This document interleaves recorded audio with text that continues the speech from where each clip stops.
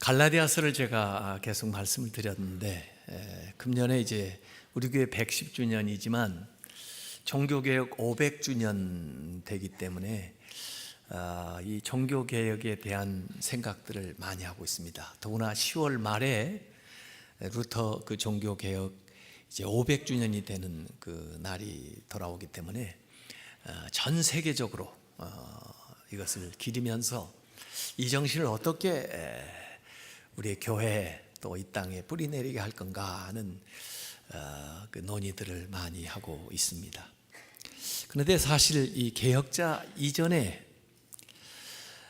구약의 선지자들도 있었고, 또 특별히 이 개혁자들은 예수님의 말씀에 준해서 이러한 운동을 벌이는 거기 때문에 우선 예수님의 그 직접 말씀과 예수님의 하신 일들에서 하나의 본을 받는 것이 중요하다, 이런 생각을 했습니다. 그래서 오늘부터 저는 11월까지 예수님의 그 변혁적인 그 말씀과 행동을 좀 살펴보고, 그리고 이어서 그 영향을 받은 개혁자들, 위클리프라든지 이안 후스라든지 루터, 칼빈, 존 낙스, 웨슬리, 이런 분들을 하나씩 살펴보면서 그분들에게 우리가 배워야 되고, 또 그분들이 그렇게 개혁하기를 원했던 것들이 무엇이었는가를 우리가 귀담아 들으면서 오늘 우리 교회가, 우리의 삶은 어떻게 달라져야 되나 하는 교훈을 받으려고 생각을 하고 있습니다. 저는 예수님에 대해서 얘기하면서 개혁자 예수 그러지 않고 변혁자 예수 이렇게 얘기를 했습니다. 개혁한다 그런 것이 리포메이션, 바꾸는 거죠. 개선해 나아가는 거고, 그런데 이 변혁이라는 것은 트랜스포메이션이에요. 트랜스포메이션은 더 급진적으로 내면과 밖으로 변화를 시키는 것이라 저는 생각을 했습니다. 그래서 리포메이션보다 그 이전에 트랜스포메이션, 이렇게 얘기를 하고 싶었던 겁니다. 그런데 이 트랜스포메이션이라는 말은 사실 리차드 니버라고는 기독교 윤리학자가 Christ and Culture라는 책에서 썼었던 단어입니다. 서양의 문화를 진단해 보면은 Christ of Culture, 문화의 그리스도, 이 문화 속에 그리스도가 담겨져 있어요. 기독교적인 가치가 그 문화에 흐르고 있다는 거죠. 그래서 서구의 사람들은 기독교인이 아니라 해도 그 사회성 속에서, 사회 안에서 기독교적인 어떤 가치관과 그 영향을 받고 있어요. 그래서 그분들이 교회는 안 다녀도 어떤 사람은 심지어 나도 예수님 믿습니다, 그렇게 얘기하는 사람을 만나볼 수가 있어요. 근데 우리나라는 그 시작부터 기독교적인 것이 아니라 그 샤머니즘이라든지 유교라든지 불교라든지 여러 가지 미신이라든지 이런 것들이 있던 토양 위에 이 기독교가 들어와서 뿌리를 내린 경우입니다. 지난번에 신앙세계 그 인터뷰를 하면서 저보고 물어봐요. 한국 기독교하고 서양 기독교하고 뭐이 다른 것 같으냐 이제 물어보는데, 그게 다른 겁니다. 우리 문화 속에서는 Christ transformed the culture, 예수님이 이 문화를 바꿔야 돼요. 왜냐하면 그 전에 문화가 기독교적인 것이 아니고 기독교적인 가치가 아니기 때문에. 그래서 우리 믿는 사람들이 이 성경적인 가치로 또 하나님 나라의 세계관으로 이 세상을 변혁시키는 일을 해야 됩니다. 조금만 개선해서는 안 돼요. 완전히 트랜스폼을 시켜야 되는 거죠. 그래서 기독교적인 문화를 만들어낼 수 있어야 되는데, 지금 우리가 25% 30%까지 크리스찬이 됐다고 하는데도 기독교적인 문화를 못 만들어냈습니다. 그래서 서양의 기독교가 쇠퇴하고 있다고 하지만 한국의 기독교는 앞으로 이러다가는 더 추락할 것 같아요. 왜냐하면 문화 자체를 바꾸지를 못했기 때문에 어디 비빌 데가 없는 거예요. 그냥 떨어지는 겁니다. 더구나 세상 속에서 기독교인으로 산다는 것이 지금 그렇게 칭찬받지를 못해요. 오히려 기독교인이라고 하는 것이 사회에서 그저 따돌림 받는 이런 식으로 돌아가는 이 사회 속에서 기독교가 주변으로 밀려나는 이런 상황 속에서 어떻게 이 사회를 변혁시킬 수 있을까 대단히 고민을 하지 않을 수가 없습니다. 우리가 이번에 세종문화회관에 가서 이렇게 음악회를 하는 것도 어찌 보면 기독교적인 문화를 세상에 만들어가는 하나의 과정이라고 볼 수도 있어요. 이게 교회 안에서만 머무르지 않고 세상 모든 분야에 파고 들어가야 기독교적인 문화를 만들고 그 문화 속에서 신앙생활을 더 잘해 이끌어 나갈 수 있는 환경을 만드는데 그걸 우리가 잘 못하고 있는 거죠. 그래서 우리 서양에서는 Christ of Culture, 문화의 그리스도를 얘기한다면 우리는 Christ transformed the culture, 문화를 변혁시키는 그리스도를 얘기해야 되는데 예수님 자체가 이 세상에 오셔서 세상을 변혁시키는 그런 일들을 하셨죠.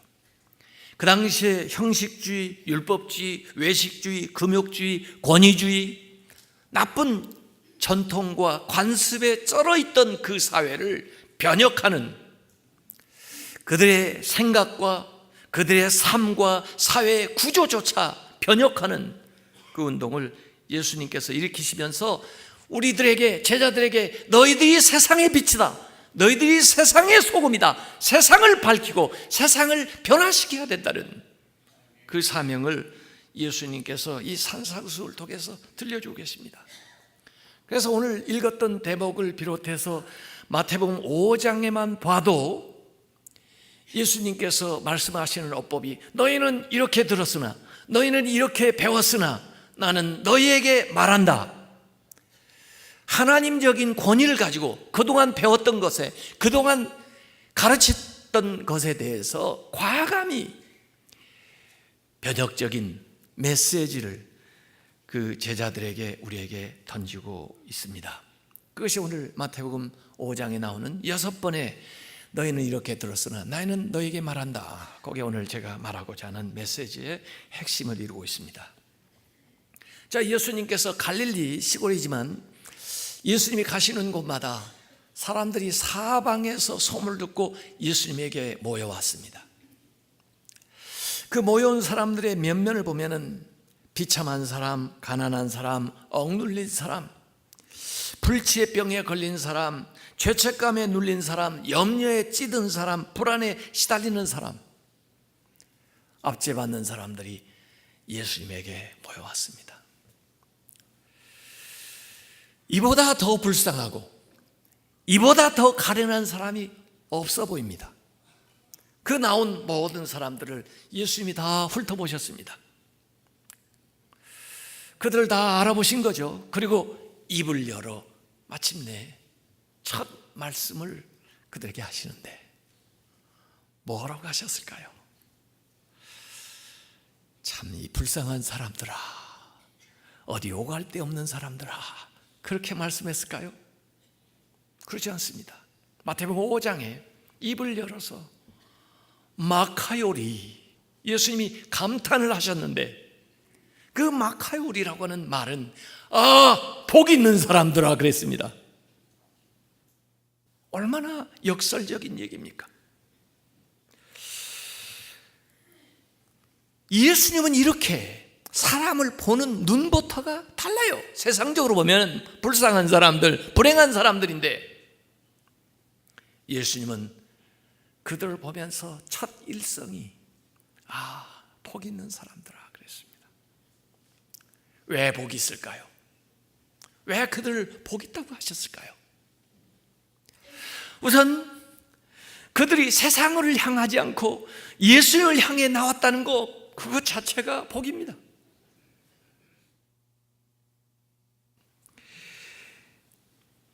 그들의 불행 때문에 그들이 세상에 함몰되거나 세상에 지쳐서 쓰러지지 않고 그래도 용기를 내어 하나님 앞에 나왔기 때문에 복이 있습니다.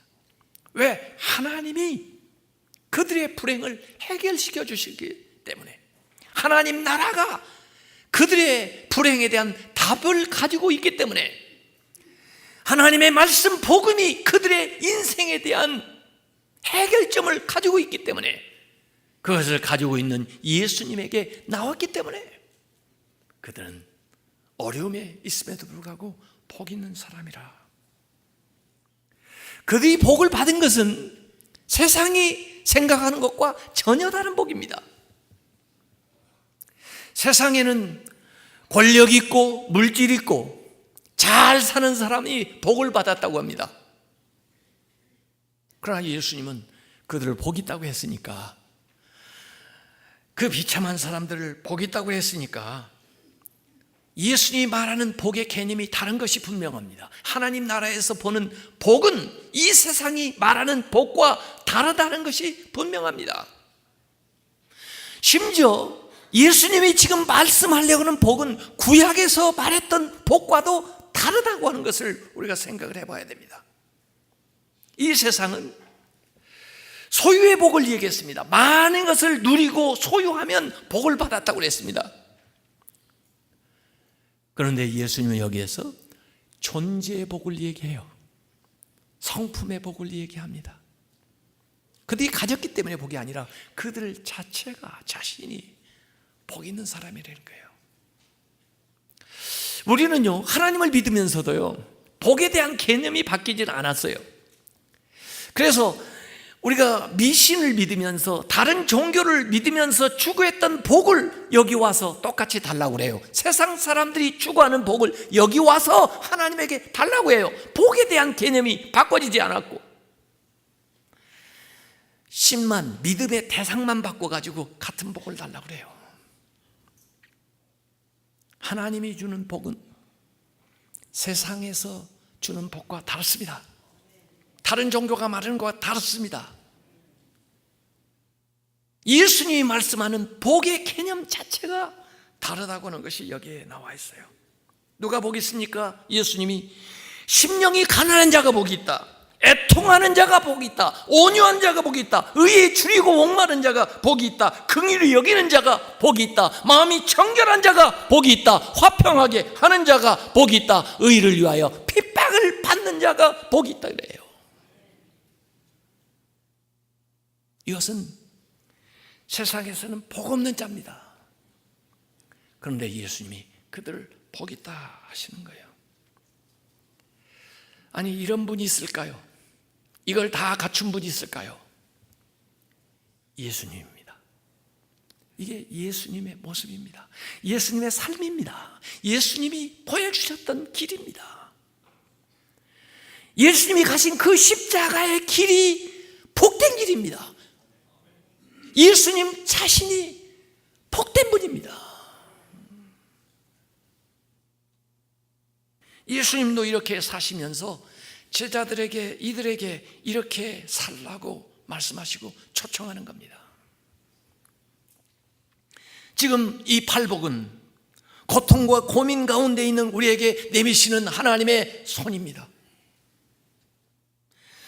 우리가 그 하나님의 손을 붙들기만 한다면 이 고통과 고민 가운데 있는 우리를 결국 참된 복으로 인도해 가실 것입니다. 하나님은 거기에 대한 해답을 가지고 우리를 찾아오셔서 우리를 초청하시는 것입니다. 마태복음 5장 17절에 내가 율법이나 선지자를 폐하려 온 줄로 생각하지 마라. 폐하려 온 것이 아니요 완전하게 하려 함이라. 율법이나 선지자는 구약입니다. 구약, 지금까지 배운 겁니다. 그것을 폐하려고 온 게 아니고 그걸 온전하게 한다는 건데, 왜? 잘못 배웠기 때문에, 잘못 알고 있기 때문에, 잘못 가르치기 때문에 그 구약, 그 하나님의 말씀을 다시 그들에게 가르쳐 주는 겁니다. 무슨 자격으로? 예수님이 그 말씀을 주셨기 때문에, 예수님이 그 말씀의 저자이기 때문에, 예수님이 하나님이시기 때문에 그 하나님의 권위를 가지고 너희는 이렇게 들었지만은, 너희는 이렇게 배웠지만은 원래 내가 의도한 바는 이것이다 라고 그들에게 이야기할 수가 있는 겁니다. 그래서 십계명을 받았던 그 시내산하고 여기 산상수훈을 주시는 이 팔복산이 이렇게 대비가 돼요. 그래서 십계명을 주셨던 그 하나님께서 이 세상에 오셔서 그 십계명을 원뜻에 맞게 다시 풀이를 해 주시는 거죠. 원화를 재생해서 그 먼지와 뭐 여러 가지 잘못된 것을 다 거두어내고 제대로 볼 수 있게 해 주는 거예요. 그래서 그 십계명에 대한 이야기를 오늘 5장에 몇 가지 예를 들어 가지고 예수님이 설명을 해 주는데요. 이 십계명 자체 안에도 사실은 원래부터 그 십계명을 열 수 있는 열쇠를 하나님이 거기다 놓아놨습니다. 그게 첫 번째 계명하고 마지막 계명입니다. 이 첫 번째 계명과 마지막 계명이, 이 십계명이 하나님이 주신 계명으로 만드는 겁니다. 만약에 이 8개 계명만 있었다면 8개 계명은 사회 규범으로 얘기해도 손색이 없습니다. 그러나 이것이 하나님이 주시는 신법인 것은 첫 번째 계명과 마지막 계명을 우리가 주의 깊게 봐야 됩니다. 왜? 첫 번째와 마지막 계명은 내면을 요구하고 있어요. 하나님만이 아실 수 있고 하나님만이 판단할 수 있고 하나님만이 심판할 수 있는 내면의 요구를 가지고 있어요. 첫 번째가 나 외에 다른 신을 두지 말라는 겁니다. 저는 여러분이 여기 앉아 계시지만 다른 신을 또 두고 있는지 알 길이 없습니다. 여러분 마음속에 하나님보다 물질을 더 두고 있는지 알 길이 없습니다. 여러분 마음속에 향락을 하나님보다 더 중요하게 여기고 있는지 알 길이 없습니다. 그러나 하나님은 아십니다. 그건 하나님 앞에 결산해야 되는 것이고 하나님이 판단하실 일입니다. 그것이 십계명 안에 들어있습니다. 그것이 행동으로 표현된 것이 두 번째 계명입니다. 우상을 새겨 만들지 마라. 그건 행동입니다. 첫 번째가 잘못됐으니까 그게 행동으로 나타나는 겁니다. 왜 안식일을 범하느냐? 그날 돈 더 벌려고, 더 많이 소유하려고 물질이 하나님보다 더 소중하니까 행동으로 그렇게 범해 나타나는 겁니다. 왜 간음을 하느냐? 마음에 향락과 정욕이 우상이 되다 보니까 그런 행동으로 나타나는 거예요. 10번째 계명, 마지막 계명도 탐내지 말아요. 탐내는지 안 내는지 여러분들이 교양 있는 분들이니까 제가 잘 모르겠습니다. 그러나 하나님은 아십니다. 그런데 그 탐심에서부터 모든 이 행동의 규범들을 어기게 된다는 거예요. 탐심 때문에 거짓말하게 됩니다. 탐심 때문에 도적질하게 됩니다. 탐심 때문에 나오는 거예요. 이기심에서 부모 공경하지 않습니다. 그래서 이 10가지 계명이 다 중요하지만은 그 10가지 계명을 열 수 있는 열쇠를 그 계명 안에다가 이미 넣어놨어요. 그러나 이 율법주의자들은, 유대인들은 그 계명을 따로따로 분리해서 생각을 했습니다. 그러나 예수님은 그걸 통합적으로 한꺼번에 봅니다. 그 전체는 하나님을 사랑하고 이웃을 사랑하는 그 사랑에 다 포함된다는 거예요. 더구나 중요한 것은 이 율법 계명이라는 것은, 법이라는 것은 테두리입니다. 경계선이에요. 경계선, 바운다리입니다. 그 바운다리를 넘어가면 위험하고 그 바운다리를 넘어가면 절벽입니다. 그 안에 살아야 된다는 거예요. 사실은 이 법을 따지는 사람들은 경계선에 사는 사람이에요. 경계선에 놓여있는 인생이 법을 따지는 겁니다. 법을 따질 일이 없어야 좋은 겁니다. 이 안에 살아야지. 왜 가장자리로 벗어나가지고 이게 법에 저촉되네 안 되네를 따지고 있습니까? 여러분이 언제 법을 따지는지 아십니까? 여러분이 고소당했을 때, 여러분이 남을 고소해야 될 일이 생겼을 때 법을 따지게 되는 겁니다.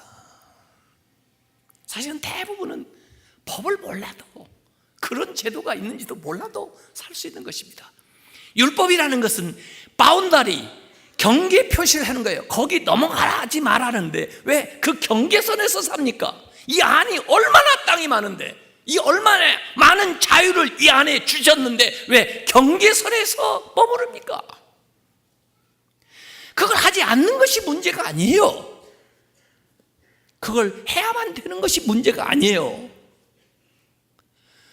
그 이상의 많은 이야기들이 그 안에 담겨 있는 겁니다.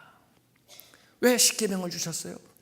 너희가 하나님의 백성이 됐고 너희들이 이제 자유인이 되었는데 이 하나님의 자녀다운 그 자유를 어떻게 향유하며 살아갈 거냐? 이 바운다리 안에 살아라는 거예요. 이 경계를 벗어나면 그 자유 뺏긴다는 거예요. 나시린들도 서운을 합니다. 왜 나시린이 서운을 합니까? 너에게 준 은사가, 능력이 특별하기 때문에 이 안에 살아야 된다는 거예요. 그걸 벗어나면 그 능력 없어진다는 거예요. 이 법은 나쁜 게 아닙니다. 나를 보호해주는 보호막이에요. 그런데 그걸 뒤집어서 오용하고 또 마치 신인 것처럼 율법을 숭상하는 저들의 모습을 예수님께서 얘기하는 거예요. 자, 마태복음 5장 21절 22절에 너희는 이렇게 들었으나 나는 너에게 이르노니, 이것은 살인에 대한 6계명을 예수님께서 얘기하는 겁니다. 살인하지 말라 그랬는데 그렇다고 해서 죽지 않을 만큼 때리면 괜찮은가? 예수님은 형제한테 노하고 분노하고 나가라 하는 자, 이 바보야, 미련한 놈아, 이렇게 말하는 사람은 이미 그를 말로 상처 입히고 말로 죽였다는 겁니다.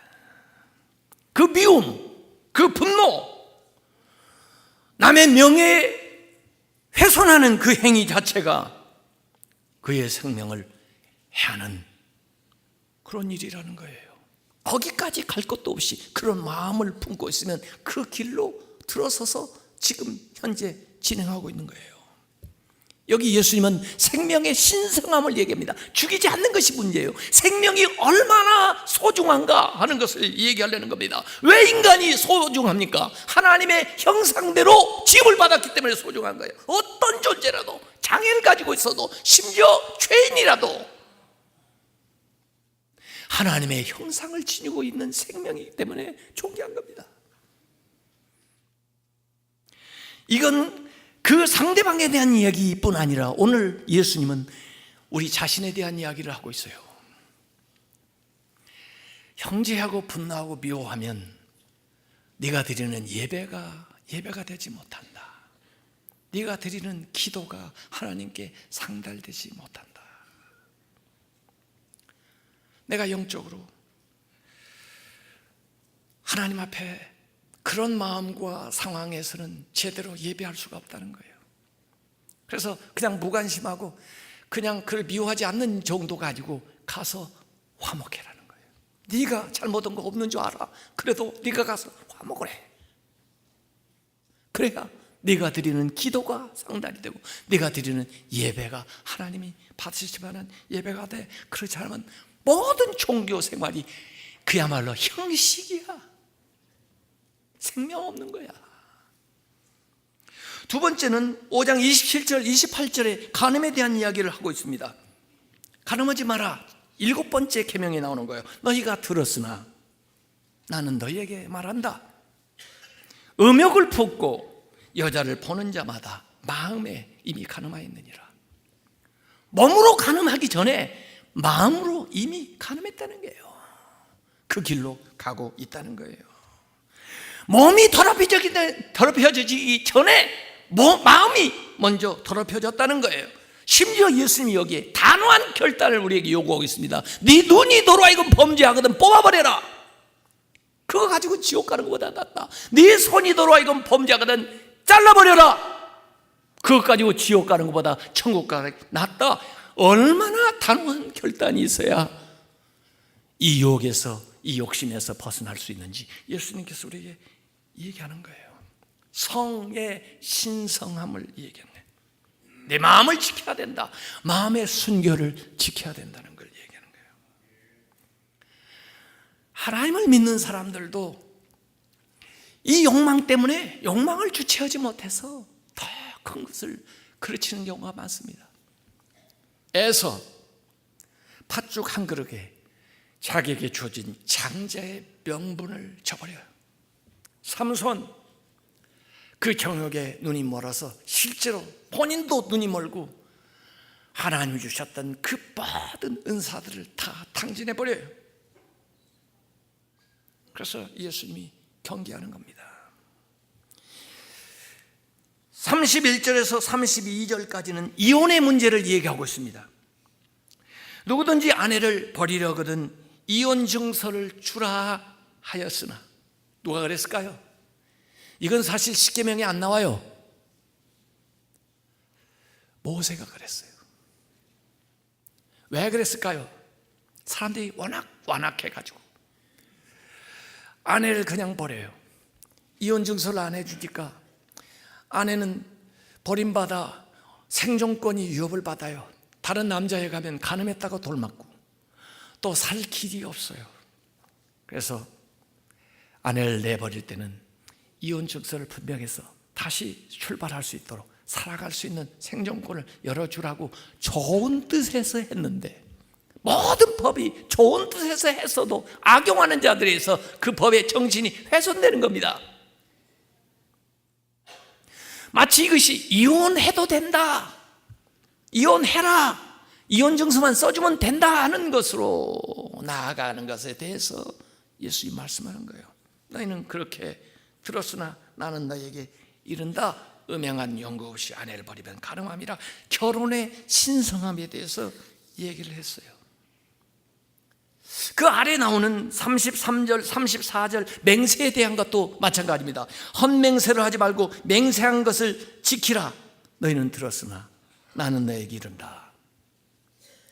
이것은요, 구계명에 대한 이야기입니다. 거짓 증거하지 마라. 왜 맹세를 하라고 율법에는 얘기를 했을까요? 거짓하는 것을 방지하기 위해서. 하도 사람들이 거짓말을 하고 알 길이 없으니까, 또 믿는 사회니까 얘기하는 겁니다. 너 정말 하나님의 이름으로 맹세할 수 있어? 하나님의 이름으로 맹세하고 얘기해. 그러니까 사실은요, 그게 아닌데요. 그렇게 진실을 말하기 시작하잖아요. 그래서 맹세를 지키고 얘기를 해요. 그런데요, 그러다 보니까 이 법을 악용하는 자들이 있어요. 자기에게 불리한 거, 거짓말을 할 때 저 맹세합니다. 그러고는 거짓말을 해요. 사람들은 모르겠죠. 하나님 모를 것 같아요. 그게 하나님 믿는 사람이에요. 원래 맹세는 거짓말을 막는 뚝이었는데 세월이 지나다 보니까 맹세가 거짓말을 조장하고 있습니다. 율법은 맹세를 통해서 거짓말을 막으려고 했지만은 예수님은 그 맹세 자체를 금지하는 거예요. 하지 마라. 하나님의 이름을 욕보이는 것이다. 진실로 말하라. 예면 예스, 노면 아니요. 분명히 말하라. 모호하게 말하고, 과장해서 말하고, 왜곡해서 말하고, 습관적으로 거짓말하고, 또 악이 없는 거짓말이라고 하고, 무책임한 말하고, 남을 정죄하는 말을 하고, 막말하고, 욕하고, 악성 댓글이나 쏘대고, 말의 신성함을 얘기하는 거예요. 진실을 말하라는 거예요. 진실을 말하지 않으면요, 우리의 말이 힘을 잃어버립니다. 더 이상 내 말을 믿지를 않습니다. 우리가 하는 이 일상의 말이요, 기도가 되기도 하고, 이 말이 찬양이 되고, 이 말이 설교가 되는데, 평소 내가 하는 말에 신뢰도를 떨어뜨리면 그게 기도가 온전한 기도가 되겠습니까? 그렇게 드리는 찬양이 온전한 찬양이 되겠습니까? 그런 말로 하는 설교가 은혜가 되겠습니까? 안 됩니다. 말의 혈육이 다 사라진 거죠. 예수님은요, 말씀대로 했습니다. 심지어 나사로야 나오너라, 죽은 자가 살아나왔어요. 풍랑아 잠잠하라, 풍랑이 잠잠하게 됐어요. 말씀에 능력이 있었습니다.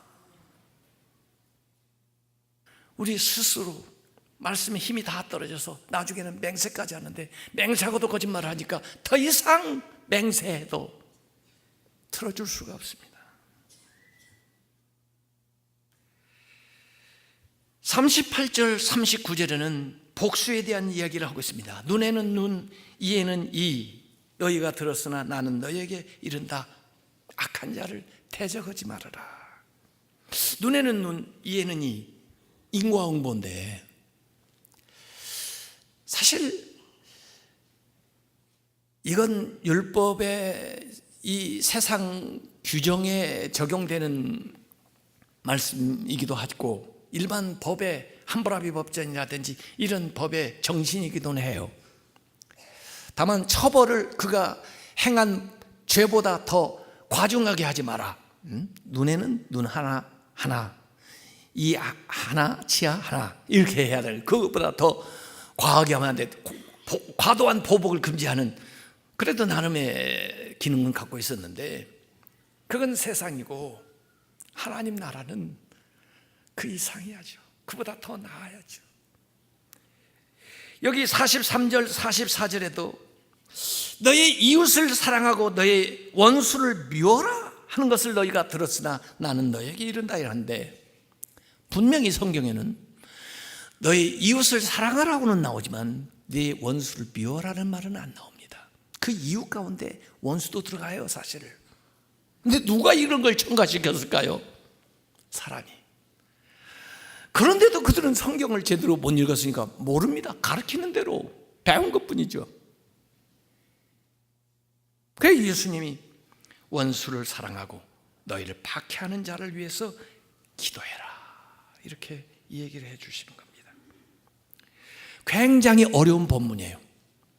그러니까 오늘 그 말씀을 그래서 읽었어요. 오른뺨을 치는 자에게 왼편도 돌려대고, 내 안에는 자기 보호 본능이 있는데 어떻게 왼뺨을 돌려대나.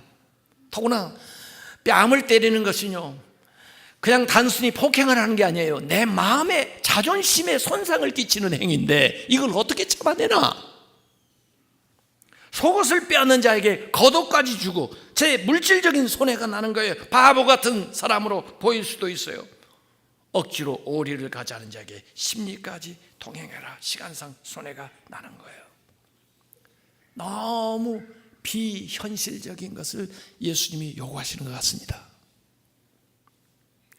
그만큼 예수님의 말씀과 우리의 현실과의 차이예요. 그런데 사실은요, 예수님이 이렇게 사셨습니다. 사실은요, 오늘 순교자 기념주일인데요, 순교자들이 이렇게 살았습니다. 이건 십자가의 길입니다. 이게 하나님이 하시는 방식이에요. 우리가 믿는 하나님이요. 마태복음 5장 45절에 하나님이 그 해를 선인한테만 비추는 게 아니라 악인과 선인에게 비추시며, 비를 의로운 자에게만 비치는 게 아니라 불의한 자에게도 내려주신다. 이렇게. 만약에 하나님이 우리를 이에는 이, 눈에는 눈, 그렇게 대했다면 우리 가운데 눈 가지고 다니는 사람 몇 사람 될까요? 우리 가운데 틀리 안 하고 다닐 사람 몇 사람이 될까요? 하나님이 우리를 대하는 방식입니다. 은혜. 그걸 받은 사람은 그래도 받은 사람다운 삶을 살아야 되지 않겠어요? 그걸 얘기하는 겁니다. 세상 사람들은 전혀 그렇게 사지 않습니다. 이것은 세상에 대한 고발입니다. 세상이 얼마나 편질되었는가를 보여주는 얘기입니다. 그런가 하면 우리 믿는 사람도 그렇게 살지를 않습니다. 우리 믿는 사람들이 얼마나 변질되었는가 하는 것을 보여주는 얘기입니다. 우리 믿는 사람들도 십자가를 안 지려고 몸부림치고 살고 있는 겁니다. 우리 믿는 사람도 전혀 다른 사람에게 눈곱만큼도 손해나기 싫어 살아가고 있는 겁니다. 제가 몇 년 전에요, 그 감옥에서 저를 알고 봤다는 사람이 찾아왔어요. 그 감옥에 있을 때 자기가 무슨 거기 수감자 총무 역할을 했다나, 제가 와서 성경도 나눠주고, 또 자기가 편지 보냈을 때 그 속옷 뭐 이런 걸 보내줬다고 왔어요. 저는 기억을 못하지만 그 사람은 그걸 정확하게 얘기를 하게 제가 믿었죠. 그런데 자기가 감옥에 있을 때 자기를 뒤봐준 형님이 한 건만 좀 해달라 그래가지고 그 전날에 정말 강도 일을 할 뻔했는데 차마 그럴 수가 없어서 자기가 그냥 나오게 됐고, 그리고 그 고민을 저한테 와서 얘기하는 거예요. 근데 저는 너무 감동이 되는 거예요. 그러나 그 사람이 그렇게 새롭게 산다는 게 너무 어려운 얘기를 하고, 그래서 제가 결론적으로 그 딸을 나한테 당신 딸을 맡겨라, 내가 돌봐주겠다, 전화번호 다 적어주고, 거제도에 가서 감옥에서 만난 친구하고 양계장을 하면서 살고 싶고 그렇다고 그래서, 그래야 너 새 출발할 수 있으니 그러면 그렇게 하라. 그래서 제가 사무처에 내려와가지고 300만 원을 빌렸습니다. 그래서 그 사람에게 제가 300만 원을 줬어요. 그리고 간절하게 눈물로 기도를 해줬습니다. 그러고 갔는데 그 전화 온다는 딸한테도 전화가 안 오고, 이전에 전화 연결됐던 그 전화에도 전화가 되지 않고, 제 아내 보고도 그 오면 상담을 해야 되니까 대기하라고 그랬는데 안 오니까 제 아내가 저한테 물어봐요. 그래서 제가 얘기를 했더니 단번에 제 아내는 얼마 줬어? 그러더라고요. 아니 벌써 얼마 줬는지 얘기를 해버렸는데, 그래서 그냥 하고, 저하고 좀 통하는 제 아들한테 제가 전화를 해가지고, 야, 이런 일이 있었다 그랬더니 제 아들이 첫 마디가, 아빠 너무 잘했어요. 그러니까 목사님이죠. 목사님을 못 속이면 누구를 속입니까? 목사님답습니다. 그래. 그리고 기다려보세요. 틀림없이 다시 그분이 변화돼서 돌아올 거예요. 아빠 살아있을 동안 안 돌아오면 내가 지켰다가 그걸 볼게요. 그 대신 내가 300만 원은 보내줍니다. 그래서 진짜요. 자, 우리가 나 중심으로 인생을 모든 걸 경영해 보니까 이게 어려운 겁니다. 한 번이라도 그 상대방의 입장에서 생각을 해보세요. 그에게 도대체 무슨 일이 있었던 건가? 아니 그런 사람조차도 어떻게 하면 구원할 수 있겠는가? 예수님도 그런 사람을 위해서 돌아가셨을 텐데 예수님의 십자가가 어찌하면 그 사람에게 그래도 효과가 있겠는가? 그 사람이 나를 인생을 위한 수단이 아니라 그 인생을 위한 수단이 내가 될 수는 없습니까? 내 인생의 목적이 될 수는 없습니까? 내가 그를 율법적으로만 대하고 준 거 받은 계산으로만 그에게 돌려준다면 아마 그는 더 완악하게 될지도 모릅니다. 그는 분노와 원한과 냉소와 지저분함 속에서 더 깊이 인생을 밑다락 안으로 빠져들어갈지도 모르죠.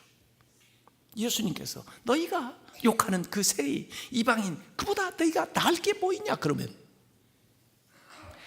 아니 너희들이 바리새인과 서기관의 그 의보다 더 나은 의를 갖지 못하면 너희들은 천국에 들어가지 못한다. 옳은 것 그 이상의 은혜가 필요한데 너는 그 은혜를 받았지, 너는 그 은혜를 알지, 그 사람은 모른다. 제가요 저 28사단 전방에서 군목을 했는데요 1년 동안 철직에서 근무하고 나니까 2년 차가 되니까 포병연대로 이제 좀 보내줬는데, 포병연대에 갔더니 정말 인사참모, 소령 아주 좀 엄한 사람을 만났어요. 이 사람은 말이에요, 다른 사람들은 사단장이고 연대장도 다 저한테 목사님 그렇게 부르는데 저를 한중이, 중이라고 불러요. 물론 제가 중이니까 당연한 거지만, 그리고 새벽 구법부도 나오래. 난 새벽 기도 가야 되는데. 그래서 새벽 기도부터 완전군장해서 나가서 구보를 하고 머리 짧게 가르고, 그 다음에 저보다 계급 높은 사람 보면 충성! 항상 FM대로 하고 다녔어요. 그런데 교회 하는 일마다 협조를 안 해줘요. 이야, 참 이런 분이 있나.